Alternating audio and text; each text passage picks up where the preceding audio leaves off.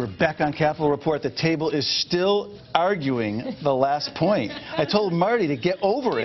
The segment's over. Get over it. I'm not over it. Get over it. We're all over it right now. Jody's not over it either. Vinny's chomping. Don't remind us. I won't lose sleep over it. Put it that way. It's a long campaign season. That's because you don't work for her anymore. We'll have tons. But listen, I guarantee you the seat setup changes within a week to 2 weeks. I'll be next to Tanya. I guarantee it almost.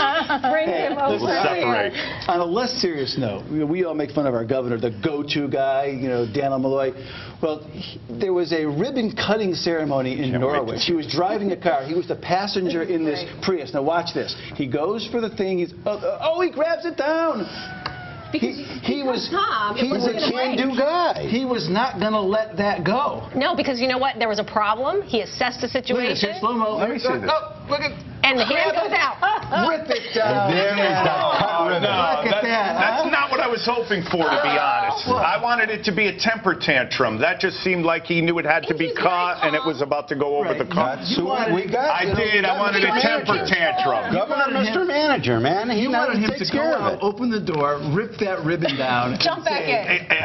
That's what I thought was coming. I think it's bad luck, probably, if the car careened beneath the red ribbon. Absolutely. You got to break the ribbon. I'm sure I'll get a temper tantrum. Let's just give him a few more days. Listen, but it's just the whole. Dan is the coolest governor in the country. The most cool governor in the country. This is. Well, he also feeds orphan animals too. So you know, we have another clip of him feeding the orphaned animals at Beardsley Zoo. So here we go. There he is. Look at this, huh? Is that an antelope? Yeah. Well, there he is. I mean, is there nothing that this guy does not do? It's the union. Feed me, feed me. Well done, Jody. Hey. If you want to live like a Republican, join a union. Yeah. No, he is a hands-on governor. Yes, he is. He is, and you're going to see more and more of this from him over the summer. He's going to go out and meet people. If he's got to feed a couple animals, he's got to feed a couple animals. But you know what? This is a governor who you're going to see out and about this summer, meeting people, doing what he really loves to do, is talking to people. Remember the town hall forums that he did recently? He's going to be doing them at zoos. He's going to do them wherever he needs to do through the summer. But he's going to talk to the people of Connecticut, and I think they're going to enjoy getting to know him. If that animal took a little snippet, you would have seen it punted across. Absolutely. Absolutely. The wick is about this short. The wick is about this short. You know what? That's not true. I got to tell you, and you know, Governor Malloy and I disagree, particularly on education. When he did those education town hall meetings, he took a lot of heat from members of AFT and NEA, and he held his cool pretty darn good. And I didn't agree with his position on some of the things, particularly on tenure, but he stood there. He took the heat, he had his answer, and he was respectful of the members and of the parents in those rooms.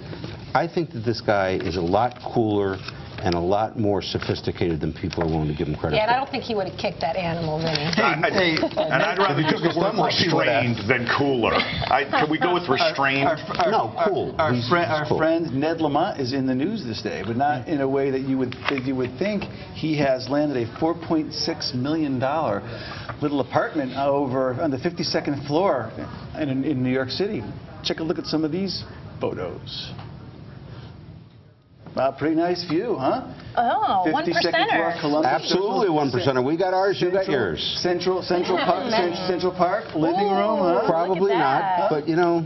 Maybe he'll have the Murph up there. That'll be a great I'm sure he will. fundraising place. That's not bad, huh? Yeah. God bless him. He worked hard. You know, I don't begrudge anybody in the greatest country in the world. In the greatest country in the world, I don't begrudge anybody the ability to go out and make a living. I just want working people to get their share. Don't make your money on the backs of me. Make your money with me. I work hard for my family. I don't need to work for you. I'm your employee. I should have a share of that wealth. I should have a living wage. Then you will be rewarded. Oh yeah, there'll be pie in the sky when I die. So Marty, you want to come up with with a good idea and run with it, then be my guest. So, I didn't saw a story that the chairman of the Democratic Congressional Committee is basically telling his people to stay away from the Democratic convention. Claire McCaskill from Missouri not going to the convention. I mean, do you think that's a good idea? He's saying stay home and campaign, but the larger message is that do these people want to be seen around the president? Oh, I don't think that's the issue. I think the issue there is the Democratic convention is later than it's ever been. It's Labor Day weekend. Labor Day weekend is traditionally the start of the campaign season. Though many members of Congress are automatic superdelegates, the vast majority of them are, a matter of fact, it's a foregone conclusion. There will be virtually no business conducted at the convention, so go out and campaign. Yeah, use your time wisely. It's a tough election cycle. Get out there and get in your districts and come back to Washington. Don't do those editorial boards, you know. That's what I was thinking. Use your time wisely, but not Linda McMahon. But not unless you're Linda Yeah, McMahon. that's right. Well, if she's not a Democrat, she's not Double going. standard. Well, she may show up at the Democratic convention. She has in the past, and Because given big money, Democrats actually like her. and given big money to Democratic There candidates are a in the lot- past. And to there her are employees. a lot of Democrats They who like do, her. to the tune of how much did Senator Blumenthal win last time around? How much did the Democrats like Linda McMahon?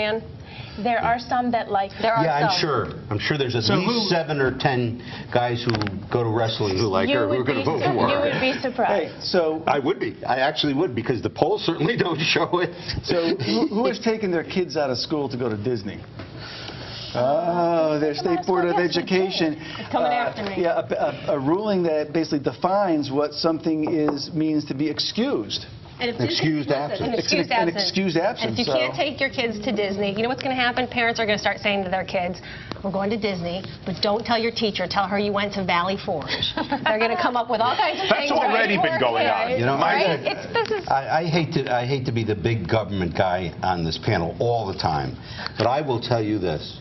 I dated for 3 years a wonderful second grade God, teacher. now we're hearing about... No, a wonderful second grade teacher who was always talking about the kids who were getting pulled out of school, who had learning disabilities, who were getting pulled out of school to go to Disney, to go visit relatives. Listen, one kid's learning opportunity is another kid. It's different for every kid. Parents need to take responsibility. I just don't want this to and teach them. interfere with that bus monitor's trip to Disney. I still want her to get that. She needs to go. You got to... All right, here we go. Great to join us with the great Tanya Meck, the great Marty Dunleavy, the great Joey Latine, and the great... Mediocre. No, you did a great... So I'm Tom many times. Fitchick. We'll see you back here next week.